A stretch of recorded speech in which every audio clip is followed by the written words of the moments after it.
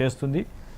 Specifically ఆ pressure tactics చేయడం వల్ల అమెరికా కూడా కొంత వెనకడుగు వేసినట్టుగా మనకి కనిపించి పైకి గంభీరంగా మాట్లాడుతున్నప్పటికీ కూడా ఇంటర్నల్గా వాళ్ళ వైట్ హౌస్లో చాలా డిస్కషన్స్ జరుగుతున్నట్టుగా బయటకు వినిపిస్తున్నాయి.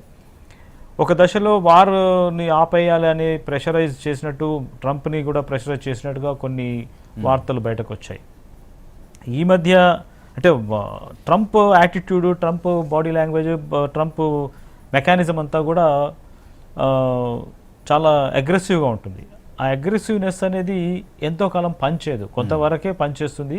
ఇప్పుడు కొంత రీథింకింగ్ మోడ్లోకి వెళ్ళినట్టుగా కనిపిస్తుంది. అలాగే ఇటు ఇరాన్ కూడా తన దగ్గర నిలువలు రాను తగ్గిపోతాయి. దానికి సపోర్ట్ సిస్టమ్ అనేది వేరే దగ్గర నుంచి వేరే వైపు నుంచి ప్రపంచంలో వేరే దేశాల నుంచి కూడా చూసుకోవాల్సిన అవసరం కనిపిస్తుంది.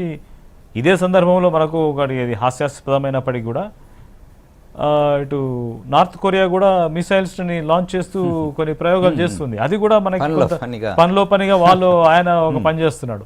సో ఇప్పుడు వాట్ హ్యాపెన్స్, ఒక భయాందోళన సిచ్యువేషన్ అయితే క్రియేట్ అయ్యింది. వారు ఎంతో కాలం కొనసాగితే మాత్రము మనలాంటి థర్డ్ వరల్డ్ కంట్రీస్కి చాలా ఇబ్బంది ఉంటుంది, మన ఇంపాక్ట్ ఉంటుంది. ఇప్పుడు ఇందాక మనం మరో ప్యానలిస్ట్ చెప్పినట్టుగా క్రూడ్ ఆయిల్తో రిలేటెడ్ అయిన రంగాలు హండ్రెడ్స్ ఉంటాయి. ఆ హండ్రెడ్స్ రంగాలు అన్నిటిపైన ఇంపాక్ట్ పడుతుంది, ప్రొడక్టివిటీ తగ్గుతుంది మార్కెట్లో. దాంతోపాటు సర్వీస్ సెక్టార్ కూడా ఇంపాక్ట్ పడుతుంది. మీరు చెప్పిన ఇందాక హాస్పిటాలిటీ రంగం కావచ్చు, లేకపోతే టూరిజం కావచ్చు, ఇవన్నీ కూడా ప్రతి క్లోజ్ అయిపోయినాయి. టూరిజం అయితే దాదాపుగా ఒక 80% వరకు క్లోజ్ అయిపోయినట్టుగా మనకు కనిపిస్తుంది.